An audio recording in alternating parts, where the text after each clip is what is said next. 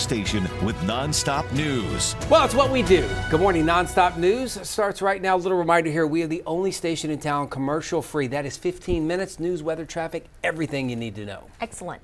We're bringing you the latest on the massive fire near Fredericksburg and the effort to get that contained, but plus a look at surgery helping lung cancer patients right here in San Antonio. Yeah, it's a cool story. And we got you covered when it comes to traffic. Joy obviously is watching everything. Looks pretty green right now, so that's good. However, we're going to start off with Joe. Joe's in for Jeanette today. Joe, I like what you got there. We got a nice day. Yeah, nice day for sure. We're continuing with the nice weather. However, we do have the breeze, and that creates fire issues. So the weather, pretty nice. 58 this morning, 86 this afternoon. We'll watch the wind pick up once again. So right now we have sustained winds to about 5 and 15, 17 miles an hour in Rock Springs. So there's a little bit of a breeze out there. That will pick up through the day. We're talking wind gusts 30 to 35, close to 40 miles an hour in our eastern zone, 20 to 30 mile an hour winds west of I-35. We'll stay breezy tonight as well. So today we'll see the wildfire index go up into that medium category, 4, 5, 6 out of 10. Backs off tonight, but then tomorrow it picks up even more. That's when we have a red flag warning issued again. But both today and tomorrow do have high to very high fire danger. We'll talk more about the fire threat and talk about when we may finally see a rain chance coming back to South Texas coming up in a few minutes. A couple of things that we're tracking right now. We've been heavily focused on the northeast side this morning, in part because of construction, in part because of a crash in the northbound lanes of I-35. Southbound, though, is where we're seeing that big delay, over an hour right now. The construction is going to be between O'Connor and Loop 410, but the backup stretching all the way outside Loop 1604.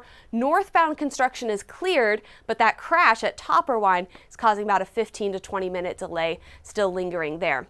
Downtown, we've got a crash here as well. This is I-35 northbound at McCullough. This is fresh. We are starting to see a line of traffic forming behind this, but time will tell to see how much of a delay this turns into. I do want to check in with David Mendoza. He is now on the ground in road cam. We landed chopper. David, good morning. We've got a new setup here. We can see you driving. That's nice. Yeah, this is a little different. We had to land chopper because of a technical difficulty. Everything's okay, but you have to pivot in this business. So I jumped in road cam. I'll let you handle 35 for right now. I'm headed towards the west side in Leon Valley. There's something going on over there that I got to investigate. But right now I'm just getting onto 410 westbound. Moderate traffic, but it's the usual for this time in the morning. So I'll keep you updated and let you know what I see. Back to you. All right, David, thanks. We'll continue to check in. Smart to avoid I-35. You got the right idea there. I hope everyone else takes the same approach. That's the latest for now. We'll see you again soon, David, with your on-time traffic. Thank you, Joy, for that. Closing arguments are set for this morning in the trial of 2 men charged in connection with the deadly 2022 human smuggling case. Felipe Torres and Armando Gonzalez Ortega face up to life in prison if convicted. They're accused of playing important roles in the smuggling operation. 53 people died nearly 3 years ago. They were left abandoned in a sweltering semi-trailer on the city's southwest side. Closing arguments start at 9 o'clock this morning. About 15 minutes now before 7 a.m. Here's what's happening with those fires near Fredericksburg. That's right. I said fires as in there's now more than one. The good news here is that the Crabapple fire, that's the one that we talked about over the weekend, is 85% contained. Crews say the fire has burned more than 9,700 acres after remapping the area. News 4 San Antonio's Tawny Davis is live now with the latest on the most recent update. Good morning, Tawny. Good morning. Now that crews are inching closer to the full containment of the Crabapple fire, they continue to focus on new flames that pop up. The fire continues to wreak havoc across thousands of acres near Fredericksburg. It did claim its first injury, a Fredericksburg firefighter, but he was quickly taken to the hospital and later released.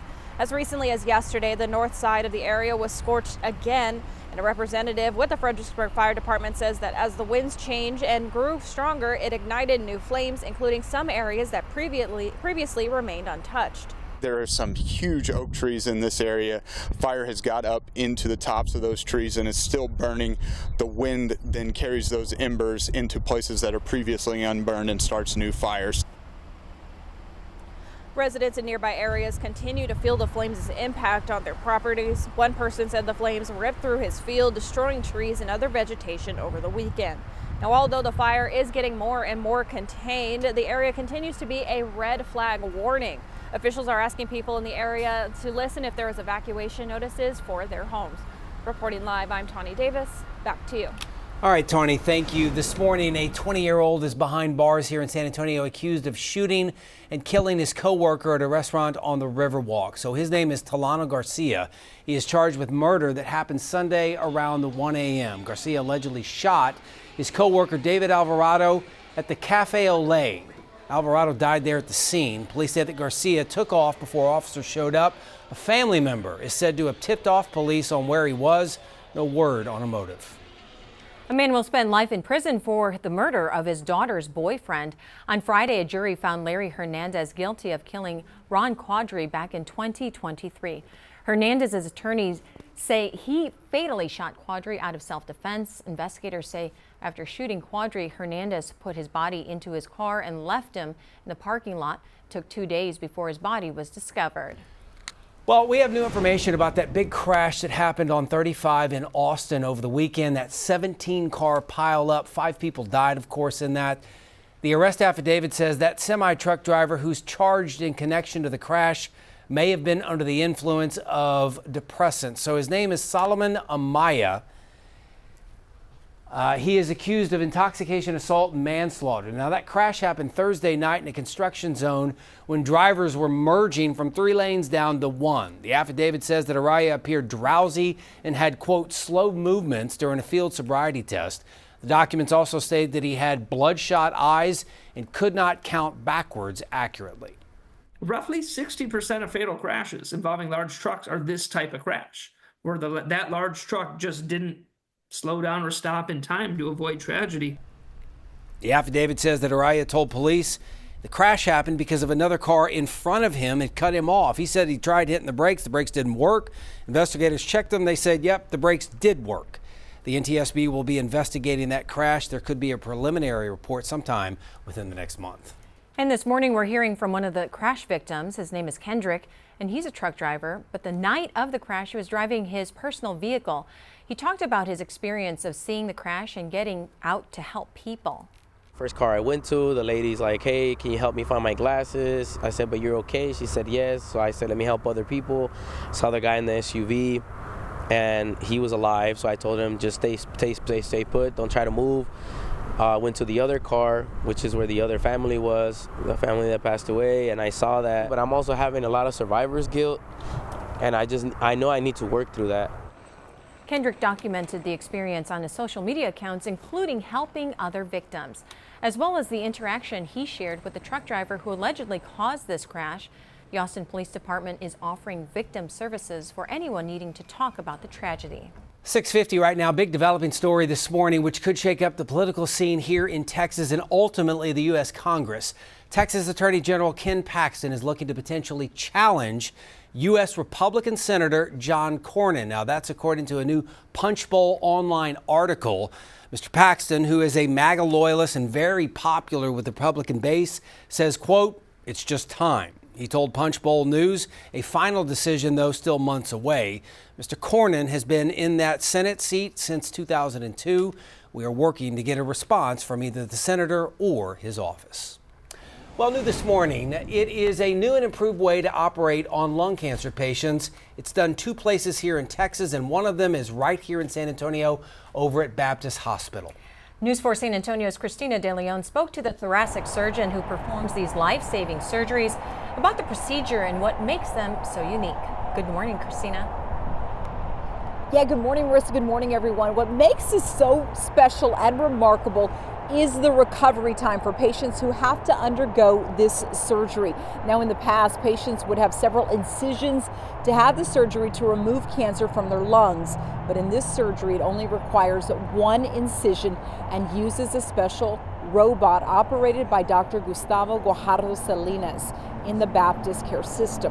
The robot was introduced about 3 years ago, and this thoracic surgeon performs about 3 to 4 of these surgeries a day, removing cancer often in the early stages with little recovery time for patients.